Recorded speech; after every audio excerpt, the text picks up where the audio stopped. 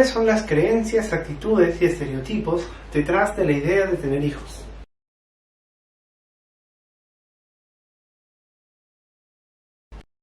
A lo largo de la historia se han desarrollado una serie de acontecimientos que nos permiten comprender con mucha mayor claridad el problema de la decisión de tener hijos.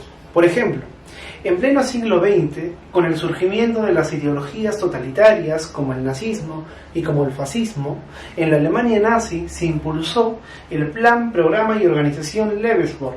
Tenía el objetivo este programa, pues reproducir sexualmente a la raza aria con el objetivo de expandirse por el continente europeo, por las zonas de influencia de la Alemania nazi y poder subordinar a las demás razas, pues bajo el predominio y la hegemonía de la raza aria.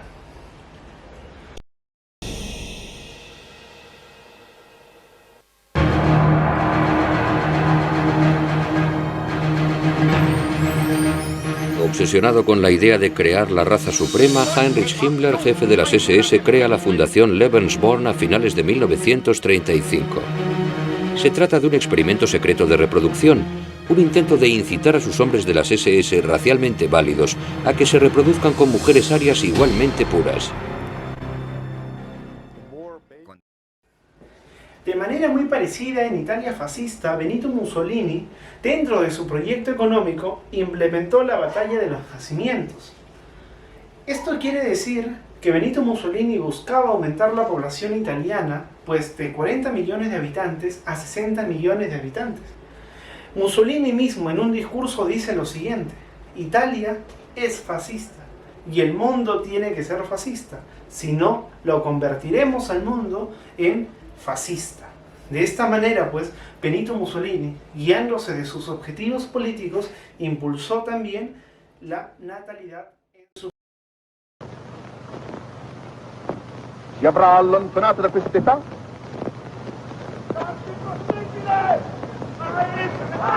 Gli uomini verranno a vedere. El caso de China es bastante peculiar, pues pasó de un primer momento de tratar de reducir la natalidad para solucionar sus problemas demográficos, como la sobrepoblación, a buscar incentivar la natalidad, ya que la tasa de natalidad se ha reducido a tal punto, pues, que están generando nuevos problemas demográficos. Se ha flexibilizado la ley del hijo único y ahora se permite que por familia se tenga hasta 2 hijos. Conducting a review on how the one-child policy has been implemented. Based on the outcome of this podemos ver de manera mucho más clara aún la importancia de la decisión de tener hijos. Por ejemplo, en una canción de Rubén Blades, El nacimiento de Ramiro, el autor deja ver una serie de emociones, sentimientos e ideas a futuro sobre esta decisión en su vida. En este primer párrafo, él da cuenta acerca de la creencia del significado de ser padre, de la responsabilidad que implica el hecho de tener un hijo. Nació mi niño, nuestro niño, quien lo creyó verá, correteado tanta hembra y enredado en 1000 problemas, iba yo a salir papá. En ese segundo párrafo podemos ver, por ejemplo, el sentimiento de orgullo y alegría por el acto, por el hecho de ser padre. Va a salir papá. Nació mi niño, nuestro niño, mira qué vaina. Cuando crezca, ¿qué será? ¿Qué será? ¿Qué será? ¿Qué será? Cuando Rubén Blades se pregunta ¿qué será? ¿Qué será? ¿Qué será? Está demostrando ahí que Rubén Blades tiene una expectativa aún no clara, aún no definida, de lo que va a ser su hijo en el futuro. Ahora, sin embargo, la canción está clarificando un poco las ideas de Rubén Blades, pues acá se están mostrando cuáles son los estereotipos profesionales positivos para su hijo. Estereotipos que a él le van a generar en el futuro alegrías y orgullo. Él también se encomienda ante Dios, pues deja ver una fuerte creencia religiosa, creencia que la homosexualidad es de origen genético, creencia que Dios puede cambiar el destino de las personas.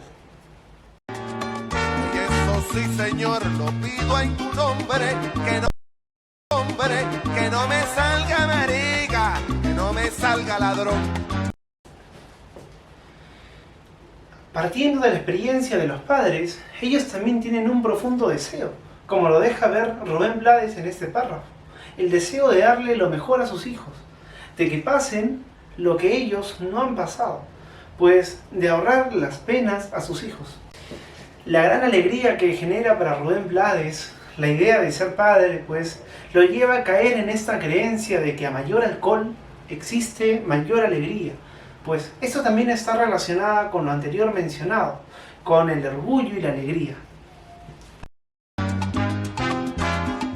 Aunque sé que he hecho mis trampas, trataré de darle todo lo que nunca tuve yo. Por último, se sigue reforzando en esta canción la creencia religiosa de Rubén Blades. Que Dios te bendiga 1000 veces, Ramiro. Anhelo del padre de que su hijo tenga un futuro basado en las propias expectativas del padre. Pues esta decisión, que genera una gran responsabilidad en las personas, genera una serie de emociones, sentimientos e ideas a futuro. Pues este es el problema de investigación. Que Dios te bendiga 1000 veces, Ramirito, que a ti, Manuel, un besote.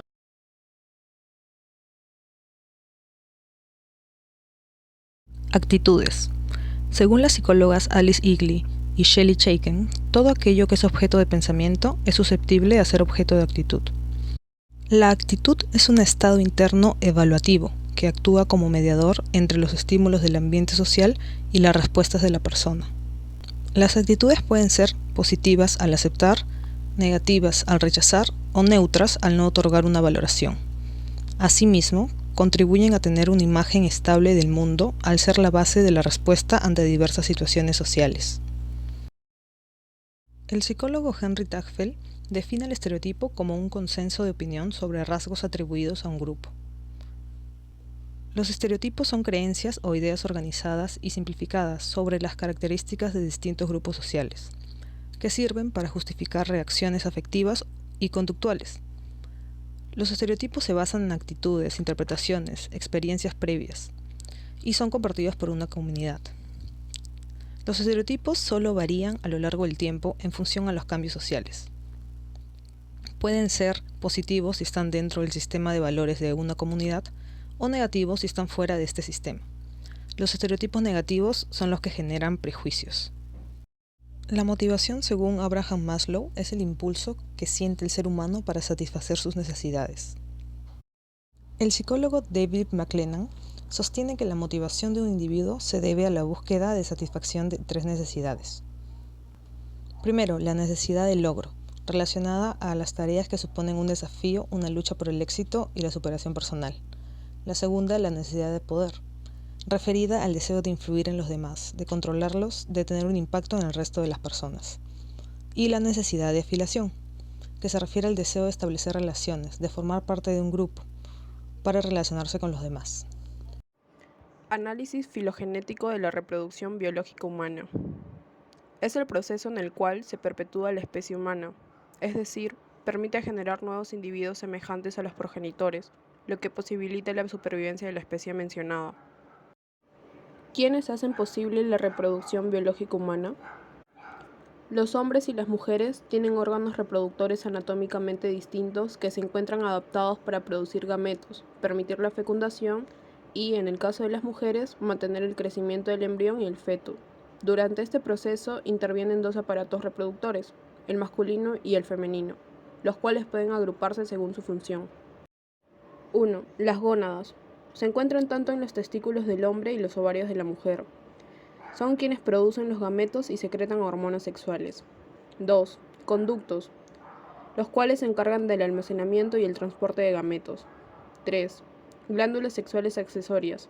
Producen sustancias que protegen los gametos y facilitan su movimiento. 4. Las estructuras del sostén, como el pene y el útero, ayudan en la liberación y el encuentro de los gametos en mención. Proceso de la reproducción biológica humana. El proceso de la reproducción está comprendido en 3 etapas, las cuales hacen posible la supervivencia de las especies. La primera es la fecundación, siendo la parte de la reproducción en la que el óvulo y el espermatozoide se unen, para que con el tiempo terminen formando un nuevo ser. El segundo es el embarazo, el cual dura alrededor de 9 meses, siendo un periodo en el que la madre sufre grandes cambios, al igual que el embrión. Y la última fase del proceso es el parto, teniendo lugar al terminar el embarazo. En esta fase, el bebé es expulsado al exterior, naciendo el nuevo ser. ¿Cuál es el producto de la reproducción biológica humana? El producto de este proceso es el nuevo ser, el cual está sujeto a replicar ciertos aspectos de sus progenitores, por medio de la herencia, la cual es la transmisión de los caracteres hereditarios de una generación a la siguiente. Mediante este proceso, adquirimos los rasgos de nuestros padres y podemos transmitir alguno de ellos a nuestros hijos. La rama de la biología dedicada al estudio de la herencia se llama genética, y esta está comprendida en dos partes. La primera, el genotipo, el cual es el conjunto de genes que codifica el ADN de un organismo. Este interacciona con el ambiente para modelar la forma y la actividad de una célula o de un individuo. La segunda parte es el fenotipo, que es la expresión en el cuerpo material genético, es decir, la expresión física o externa de un gen. La mayoría de los genes dan origen al mismo fenotipo, tanto como si fueran heredados de la madre como del padre. En algunos de los casos, el genotipo es notablemente diferente, ya que depende del origen paternal. ¿Por qué eso de creced y multiplicaos del Génesis bíblico? El creced y multiplicaos es una frase bíblica muy conocida y citada cuando hablamos de la familia y los hijos. Al hablar de ella, pensamos rápidamente en el mandato divino de tener hijos, el de procrear. No obstante, la frase está dirigida a un matrimonio bíblico, el de Adán y Eva, pero no se refiere exclusivamente al número de hijos, pues la multiplicación está orientada a un concepto matemático, un aumento en la cantidad, en este caso, de la cantidad de personas. El grupo de personas compuesto por un hombre y una mujer se multiplica numéricamente cuando llegan los hijos, 1, 2, 3 o lo que sean. Para analizar este punto, es importante tomar en cuenta la contraparte de la supervivencia, que vendría a ser la perpetuación del hombre como especie. El sentido de creced y multiplicaos simboliza el acto de la perpetuación humana, la cual solo es posible mediante las bases biológicas de la reproducción. Sin estas bases, sería prácticamente imposible que se cumpla este proceso. Por consiguiente, es necesario orientarnos a un caso en específico para poder comprender a cabalidad esta referencia. El caso de la mujer más prolífica del mundo es bastante impresionante. Se trata de Marianne, una mujer de 39 años de edad proveniente de Uganda, la cual ha tenido 44 hijos en total, producto de 15 embarazos de gemelos, trillizos y cuatrillizos. Es en este sentido que nos preguntamos cuál es el factor principal para ser considerada como la mujer más prolífica del mundo. Este aspecto está sujeto fundamentalmente a las bases biológicas de la reproducción humana, ya que son estas las que le han otorgado a Marianne su gran fertilidad. Sin ellas, sus embarazos sucesivos no hubiesen sido realidad. Estas dos ejemplificaciones, tanto el pasaje bíblico y el caso de Marianne, ilustran la importancia biológica del proceso reproductivo, permitiendo de esta manera la supervivencia y la perpetuación constante de la especie. Análisis ontogenético. Consideraremos la ley genética general del desarrollo cultural de Vygotsky. En primer lugar, para Vygotsky, el desarrollo psíquico del individuo no se puede entender de manera independiente del medio social en el que está inmerso. Él plantea que el desarrollo de las funciones psicológicas superiores se da primero en el plano social y luego individual. Por tanto, la adquisición de conocimientos, creencias, actitudes y estereotipos solo es posible cuando desde la interacción social, que sería el plano interpsicológico, se llega a la internalización, al plano intrapsicológico. La internalización, según Vygotsky, se presenta desde que el sujeto interactúa con sus congéneres en un medio sociocultural específico. En suma, las experiencias paulatinamente se van transformando en procesos mentales. La ley genética del desarrollo cultural de Vygotsky plantea que cualquier función presente en el desarrollo cultural del niño aparece en dos planos distintos. En primer lugar, en el plano social y luego en el plano psicológico individual.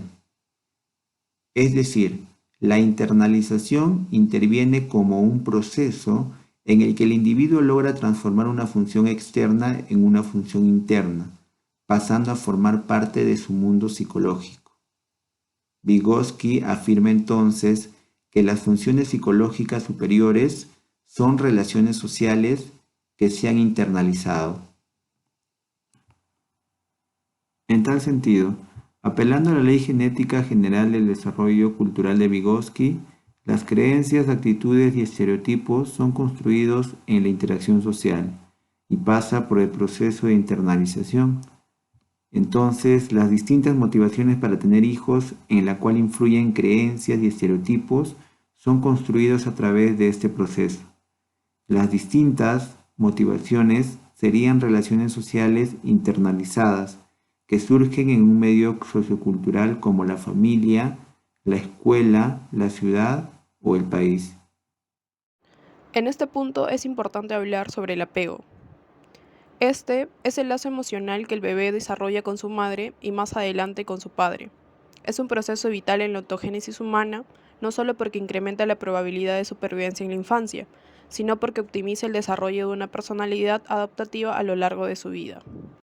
Por otro lado, esta relación también se ve presente en la vida animal por medio de la impronta, el cual tuvo como creador a Konrad Lorenz, quien fue un zoólogo, etólogo y ornitólogo austriaco. Compartió el Premio Nobel de Medicina en 1973 con Nicolas Tinbergen y Carl von Frisch. A menudo se le considera uno de los fundadores de la etología moderna. La impronta se presenta en la infancia animal, en las primeras horas y días de vida. Este es un aprendizaje necesario para los animales, ya que otorga ciertos elementos que se necesitan para sobrevivir. Ahora, nos preguntamos cómo es que se desarrolla este aprendizaje. La impronta se da a partir de la imitación de algún patrón, ya sea de su misma especie o quizá de otra durante cierto tiempo, el cual depende de la especie. Este aprendizaje se va perfeccionando a través del ensayo y el error, hasta el punto de reaccionar ante cualquier situación que se pueda atravesar. En otras palabras, una impronta es un aprendizaje que hemos adquirido por el reconocimiento de un cierto estímulo, en una etapa del desarrollo determinada. El estímulo hacia el que se dirige nuestra sensibilidad generalmente depende de las necesidades de supervivencia de la propia especie. Como en todo proceso, existe el lado negativo. En este caso, es evidenciado cuando una especie X llega a aprender comportamientos de la especie Y. Esto va a depender del contexto, del animal. En su mayoría, sucede con los animales que son domesticados en el peor de los casos. Debido a los nuevos hábitos y adaptaciones, estos llegan a ser humanizados, disociando la realidad de su especie.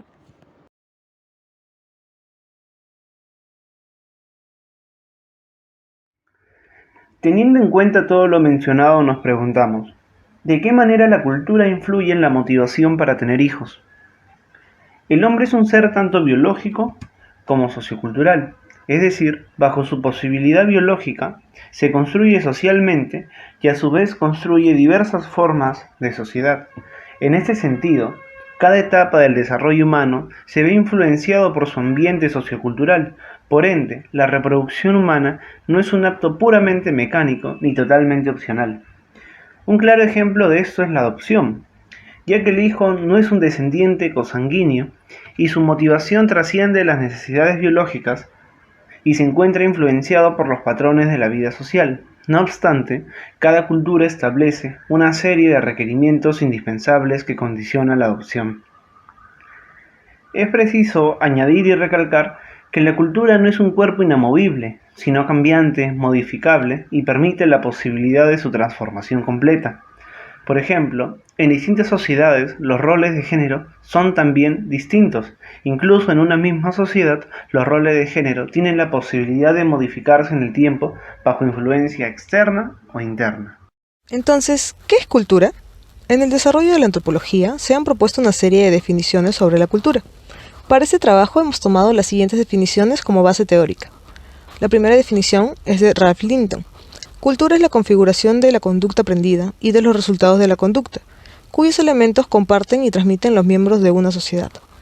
La siguiente definición es de Luis Eduardo Valcárcel, dada por Mildred Merino de Sela.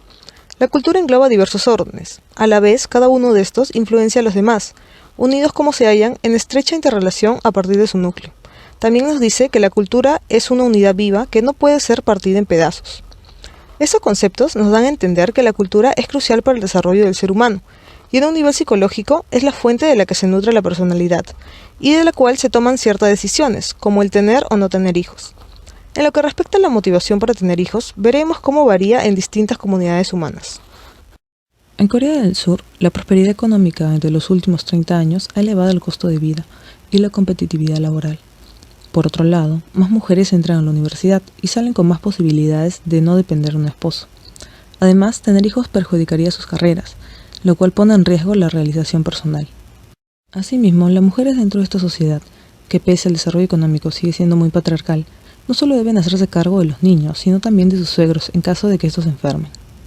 En este país, muchos jóvenes no desean ni siquiera casarse, y muy pocos niños nacen fuera del matrimonio. De hecho, tener un hijo sin casarse se considera vergonzoso. Por ello, algunas mujeres están tan decididas a no ser identificadas como madres solteras que dan a luz en lugares secretos y abandonan a sus hijos. Tan preocupante es esta situación que en una iglesia comunitaria, el pastor estableció un buzón de bebés en el que las madres que no tienen a quién recurrir pueden dejar a los niños de forma segura y anónima. Asimismo, es importante señalar que el 60% de las madres que abandonan a sus hijos son adolescentes solteras. Esto se debe a que hablar abiertamente de sexo es tabú y la educación sexual en las escuelas es limitada. Sin embargo, el gobierno da alguna ayuda a las madres solteras, aunque no es suficiente para vivir. En el pasado, muchos niños abandonados fueron adoptados por el extranjero, pero la ley cambió y ahora es más difícil. No obstante, todavía ven con recelo las adopciones, así que miles de niños viven en orfanatos hasta que cumplen los 18 años. Para criar niños es necesario tener una casa o apartamento propio, y esto es un gasto muy fuerte para los jóvenes que están en constante competencia para no perder sus empleos o para conseguir alguno. Asimismo, la jornada laboral es de 52 horas semanales. Si dividimos esto en 6 días, son más de 8 horas diarias, y si se trabaja 5 días a la semana, serían unas 10 horas y media. Esto limita y condiciona la presencia de los padres en la crianza de los hijos. Por lo cual, como la educación también es un factor importante en Corea del Sur, es usual que los niños reciban educación fuera de las escuelas. Todas estas situaciones se ven reflejadas en las novelas y películas coreanas, que en las 2 últimas décadas han tenido una difusión internacional muy fuerte. En las novelas es frecuente ver muchos personajes jóvenes o adultos, y pocos niños o bebés. Además se muestran las costumbres culturales, entre las que resaltan el sistema patriarcal y la importancia y gran respeto que se le tiene a las personas de la tercera edad, cuya aparición es más frecuente que la de niños. También se resalta el tema de la educación, y se ve claramente la masiva inserción de la mujer en espacios educativos y laborales. Además son muy claras las diferencias entre el varón y la mujer. Esto se puede ver como rezago o característica de una sociedad patriarcal. A diferencia de las novelas o películas de otros países, las producciones coreanas no están enfocadas en contar historias de personajes que buscan formar una familia. Casi siempre son situaciones románticas entre jóvenes o adultos, y en la mayoría de los casos no se muestra un deseo de tener hijos, en comparación con las películas occidentales, donde el formar una familia y tener hijos suele estar presente en una gran cantidad de producciones. Volviendo al ejemplo de Corea del Sur, ante esta crítica situación que evidencia la baja tasa de natalidad, el gobierno coreano ha establecido que a partir del 2022, cada niño que nazca recibirá un bono en efectivo de $1.850 estadounidenses para ayudar a cubrir los gastos prenatales, además de un pago mensual de cerca de $300 hasta que el bebé cumple un año. Todo esto con el fin de aumentar la natalidad, que es un factor crucial para mantener el desarrollo y la economía de un país. Históricamente, el Islam fue revelado en un momento en el que los árabes practicaban el infanticidio, y a menudo enterraban a sus bebés de sexo femenino con vida. El profeta Muhammad, más conocido como Mahoma, afirmó categóricamente que las niñas son una bendición, y que criarlas para que sean creyentes piadosas es una fuente de gran recompensa. Además, el erudito islámico Shaykh Husaymin describió a los niños como un préstamo que Dios les hace a los padres. Cabe resaltar que en la religión musulmana el matrimonio es obligatorio, las relaciones sexuales son exclusivas de esta unión y su finalidad es tener hijos y criarlos dentro de la fe musulmana. Asimismo, el varón puede tener varias esposas o mujeres con las cuales va a procrear. Teniendo en cuenta esto y la gran población femenina que hay en general, Es válido y lógico afirmar que esta forma de concebir las prácticas matrimoniales y las demás prácticas culturales que tiene esta religión contribuye a que la tasa de natalidad sea mayor frente a otras comunidades religiosas. Esto, junto con la manera de concebir el rol de los hijos, tiene consecuencias. Por ejemplo, en el año 2019, la tasa media de natalidad dentro de las comunidades musulmanas en Europa era de 4,2, es decir, el triple de la media europea. El caso de los musulmanes en Europa es muy interesante, puesto que, como se va a ver más adelante, los países de Europa en general presentan una baja natalidad, y dentro de estos países se puede notar una gran diferencia entre los países del norte, por ejemplo, los países de la península escandinava, que tienen una mayor tasa de natalidad, que los países mediterráneos, que están al sur, frente a África y más cerca a Oriente Medio. En este último grupo de países, pese a que hay una menor tasa de natalidad, hay una excepción en el caso de Francia, donde la población musulmana es tanta que algunos medios especulan que la población francesa y europea en general va a ser en unos años mayoritariamente musulmana. Esta información es muy interesante y nos permite ver la importancia y la gran influencia que tiene la religión en las comunidades humanas. En el caso de la religión musulmana, la concepción y valoración que se tiene de los hijos se ve reflejada directamente en la decisión de tenerlos. Ante todos los casos planteados, los estados impulsan una serie de medidas para aumentar o reducir la tasa de fecundidad o natalidad según sea el caso. Se pensará que los países donde menos niños nacen tienen menos problemas sociales que los países donde más niños nacen. Esto es incorrecto. La gran competencia laboral de los países capitalistas y donde ha penetrado el capitalismo ha reducido la tasa de fecundidad, pero a la larga ha generado otros problemas como el descenso de la tasa de reemplazo generacional, la reducción de la mano de obra y el incremento de esta, o la reducción también de consumidores. Como vemos, estos problemas afectan también a las empresas, y es por esa razón que confían en los gobiernos en estrategias para revertir la situación. Lestijärvi, ciudad finlandesa, ha implementado el programa Bono Bebé, donde cada pareja que decida tener un hijo será beneficiaria con 10.000 euros. De esta manera, impulsan el crecimiento de la tasa de fecundidad. Esta localidad cuenta con una población de 750 personas y desde el 2013 han nacido 60 niños. En 10 años, del 2008 al 2018, la tasa de natalidad de Finlandia se ha reducido en un 0,4%. Estonia, Francia, España, Japón, entre muchos otros países, por su parte, vienen impulsando medidas similares. China e India son el ejemplo perfecto para la contraparte de los países donde buscan favorecer la natalidad. India fue el primer país que en los años 70 introdujo políticas para el control de la natalidad. Sus primeras medidas fueron la aplicación de la vasectomía. Sin embargo, en una sociedad donde imperan los principios patriarcales, no fue bien recibido. Sucedió entonces a las esterilizaciones bajo la política del premio o del castigo. Según el diario BBC, se calcula que el 37% de las mujeres casadas han sido esterilizadas. Por su parte, China en el año 79 aplicó la política del hijo único para el control de la sobrepoblación. Sin embargo, desde el 2015, esta política se ha flexibilizado, permitiendo que las parejas puedan tener hasta 2 hijos. Sin embargo, en los últimos años registra la mayor caída de la natalidad y se pronostican grandes consecuencias económicas y sociales, por lo cual ahora busca favorecer la natalidad, pero ninguna política aplicada se ve totalmente efectiva. Los países más pobres, menos desarrollados o denominados también como países del tercer mundo, son donde más niños nacen por año, es decir, poseen mayor tasa de fecundidad y natalidad, teniendo menor ingreso per cápita. Por ejemplo, según los datos del INEI, el Perú ha registrado una tasa de fecundidad de 2,2 por mujer. Bolivia, según el diario BBC, registra la tasa de fecundidad más alta de la región sudamericana, con cifras de 3,24 por mujer. Nigeria, según el portal web Statista, registra la mayor tasa de fecundidad del mundo, con cifras de 6,49 por mujer. Siguiendo esta lógica, es válido afirmar entonces que en los países con mayor desarrollo económico o menos pobres, poseen menores tasas de fecundidad y natalidad. El caso europeo es ejemplar. Desde hace 3 décadas atrás, varios países de la Unión Europea tienen serios problemas con la situación demográfica. Revisemos las cifras rápidamente. Según el portal del banco BBVA, la tasa de fecundidad de España, Francia, Suecia y Malta arrojan cifras de 1.3, 1.9, 1.78 y 1.26 por mujer respectivamente. De manera mucho más clara podemos plantear ahora la siguiente relación.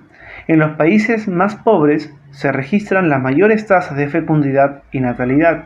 En los países menos pobres se registran menores tasas de fecundidad y natalidad.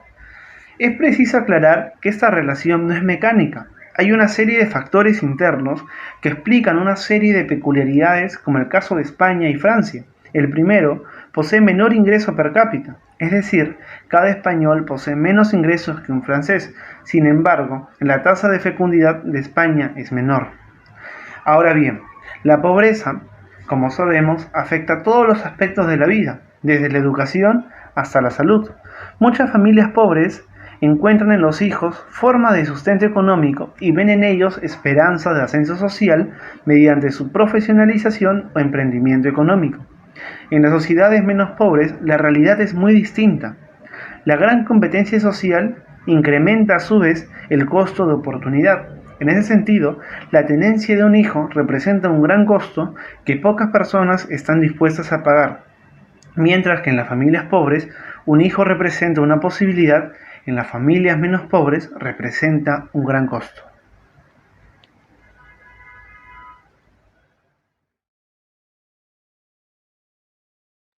Para entender mejor este análisis, usaremos la teoría del psicólogo Daniel Kahneman, Premio Nobel de Economía del año 2002. Kahneman desarrolla una teoría que consiste en dos sistemas sobre el pensar. El primer sistema se refiere al pensar rápido. Este es un proceso intuitivo basado en estereotipos. El segundo sistema se refiere al pensar despacio. Este es un proceso consciente y racional, no basado en estereotipos. La mente de la persona, al momento de decidir sobre su reproducción, no influye solamente en un sistema de sus procesos mentales, pero tiene como relevancia, y es en mayor medida determinante, el segundo sistema, pues se necesita de un proceso de razonamiento consciente, ya que más que ser un problema intuitivo, es un problema de pensamiento crítico. A continuación detallaremos de manera más particular la toma de decisiones de la persona al reproducirse. Para esto usaremos el modelo de Adam Baddeley con su memoria operativa.